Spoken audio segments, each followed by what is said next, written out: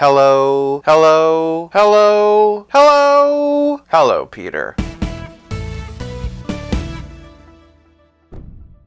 Unwelcome to 5 Points of Articulation. Today, me am not reviewing the DC Multiverse BIZARRO and BATZARRO 2-pack. And don't worry, I'm not going to be talking in that backwards opposite BIZARRO speak the whole video, but we are still going to have some fun. Starting off with the packaging, and BIZARRO and BATZARRO come in an extra wide 2-pack box. We see their names down here. We also see their names on the side, but interestingly enough, they didn't attach them to any particular story or subseries. I'm actually not sure if they're going to be in stores or not, but if they are, here's the barcode. And then on the back we get some really fun Ed McGuinness artwork. Looking at BATZARRO's cape, we can actually see this as one picture that's been kind of cut in half. Notice that little sliver of BIZARRO's butt in the corner, and to me that actually makes it even more fun. BIZARRO being upside down just feels appropriate, and having them on the box like this just feels like some kind of weird BIZARRO world yin and yang. For packaging, this 2-pack gets 5 points. Moving on to presentation, and BIZARRO stands at 7 1/4 inches, whereas BATZARRO barely reaches 7. This is the third figure we've looked at that uses this body, and by far it's my favorite. When it comes to BIZARRO, I have two attitudes. Superman and BIZARRO should either be the same height and build and just be a palette swap of each other, or BIZARRO should be a bigger, more exaggerated version of Superman. Since Hush is currently McFarlane's default Man of Steel, it makes sense to use this body as the next step up. It's also kinda cool that their capes are pointing in opposite directions. By that logic though, I could see collectors being a bit annoyed by the more over-the-top Ed McGuinness cartoon style head, but I absolutely love it. Between the bushy Martin Scorsese eyebrows, the big doofy grin, and the curly Q chin, I love the sculpting, and just look at all the shading and the paint detail on those teeth. Otherwise, the only new piece is this S-shield. Because those S-shields are the same diamond cut shape, the new one plugs seamlessly into the hole for the original, which I unfortunately cannot say for BATZARRO. For BATZARRO, they use the Dark Knight Returns Batman, which given that he's stouter and more exaggerated makes perfect sense. Similar to BIZARRO, the head is perfect. Just like the comic, he's got no eyes and also some big sharp teeth. Come to think of it, he kinda looks like a xenomorph. And just like BIZARRO, those grimy teeth have been expertly painted. It's funny because my dad happened to be visiting when this 2-pack arrived, and without any knowledge of the character, the first thing he said is it looks more like the Joker than BIZARRO, and that's hardly surprising given that BATZARRO was created by the Joker and Mr. Mxyzptlk. One big happy family. Another nice feature of this figure is the utility belt. Going back to the box, and you'll notice that BATZARRO's is upside down with all of his pouches open and spilling out everywhere, and this has been perfectly sculpted to replicate that. McFarlane didn't, but if you wanted to, you could always go in and add some silver to all those pouch rings. But one thing McFarlane did do that really impressed me was adding the gray paint to the inside of the cape. Going back to the box, and that's another thing we can see he's supposed to have. On that note, I can't believe I forgot to mention that they actually painted the yellow S on the back of BIZARRO's cape. Given that they hardly ever do this with Superman himself, it's a wonderful surprise. Another thing I hope we see more of moving forward. Unfortunately, this squanders a lot of that goodwill. Instead of sculpting a new chest, they just slapped a new logo over the hole for the old one. You can even see the slots where it's supposed to plug in. We've had a lot of conversations about McFarlane just kind of painting over sculpted details, but this is absolutely egregious. I know that new tooling is expensive, so updating this body would have been a cost, but here's the thing, no one told them that they had to make this figure. Leastways, this didn't have to be a 2-pack. With only a new head, new shield, and one new accessory, they could have released this figure first, and then used the profits from that one to spring for a new chest piece. And hey, if they sculpted it smooth like Action Comics 1 Superman, they could paint whatever logo they wanted onto it and then reuse that body for even more figures. If it's on your shelf and you're just standing in the middle of the room, you'll never notice it. Unfortunately, either close-up or in action figure photography, it's very distracting. For presentation, I'm giving BIZARRO 5 points, and BATZARRO gets 3 points. Moving on to posability, and I just revisited this body with the Return of Superman figure. As for BATZARRO, it's been a minute since I looked at the Dark Knight Returns body, so it's worth a revisit. From the top, and their heads are on ball joints and disc hinges. They can look down this far and up this far. Terrible amount of tilt. And they can't even look all the way around. Moving on up, and here's how far down their arms can lower. You gotta love the bicep swivel on these two, as well as the double jointed elbows that in no way, shape, or form can swivel. And then of course we've got these ankle balls that do none of the ankle ball things. Of course, BIZARRO and BATZARRO have ab crunches and waist swivels. Obviously, BIZARRO's arch back is much worse than BATZARRO's, but their hunch forwards are fantastic, and I really hope McFarlane never does anything different. They can also twist and tilt. Below the upside down utility belt, and they both have T-style swivel hips, with BIZARRO's kick being just awful and BATZARRO's kick being great. In one of the worst moves this figure made, BATZARRO has one of those really terrible, not at all functional thigh cuts, and they both only have single jointed swivel knees. I can't believe how this happened. I'm also shocked and appalled to report that there's no toe articulation, and the ankles are completely static and can't do anything at all. Alright, time to get serious. As I said in my Return of Superman review, the chunkier body means more limited articulation, so for posability I'm giving BIZARRO 3 points, but BATZARRO, who otherwise has the same articulation, benefits from added thigh cut, so for posability I'm giving him 4 points. Moving on to playability, and of course BIZARRO and BATZARRO come with trading cards. If you want to read BIZARRO's, pause here, and if you want to read BATZARRO's, pause here. A thorough bio indeed. What's interesting is that these two figures do not come with figure stands. I guess they really were pinching the pennies on this one. Near as I can remember, this is the first time they've done this. Not that we're exactly hurting for figure stands, mind you. And hey, they do come with this base. If I recall correctly, this was from the Devastator 2-pack. The sculpting is great, and all that dry brushing really brings out the detail. Of course, there's only one peg hole, so they'll have to share. It just begun, Batican. Me have the low ground. You overestimate my power. As nice as this base is, I would have gladly traded both it and figure stands for a new chest for BATZARRO, but I'm no toy company accountant. Maybe it was cheaper just to reuse and repaint this than to make a new piece. I will say, it doesn't give me a whole lot of hope that we're ever going to get a blue and gray oval bat version of Dark Knight Returns. On the bright side though, BATZARRO comes with an extra pair of fists. As for BIZARRO, he comes with a pair of I'm coming to get ya hands, and his sign.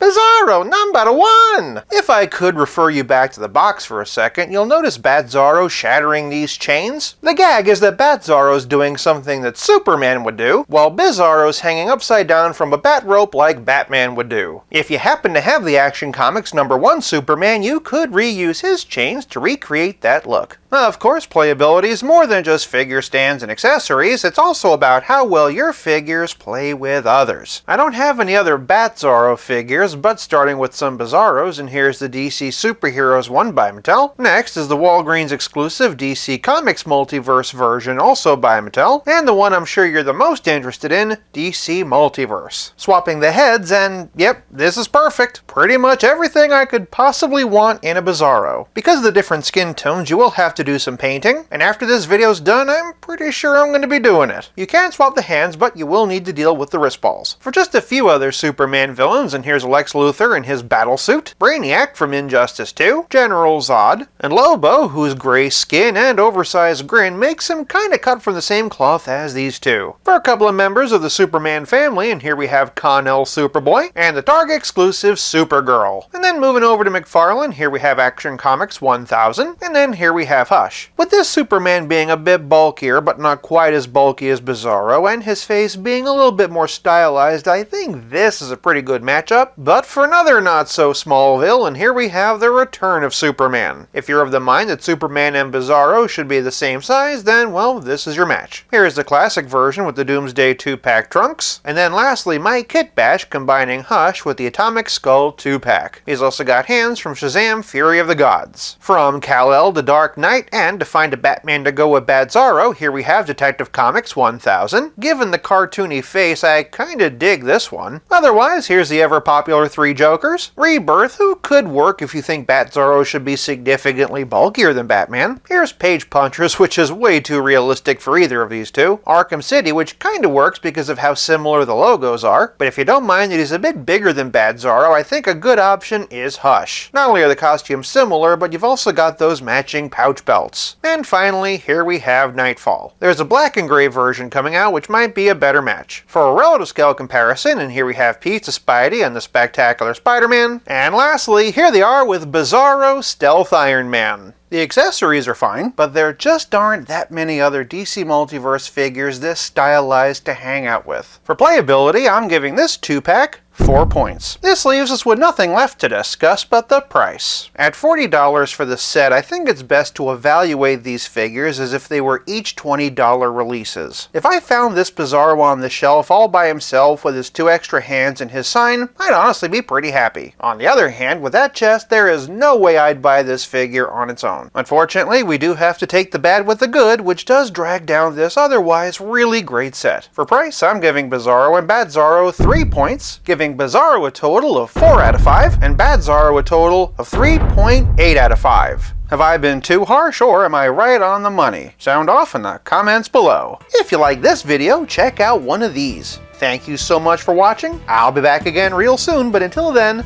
play nice and have fun.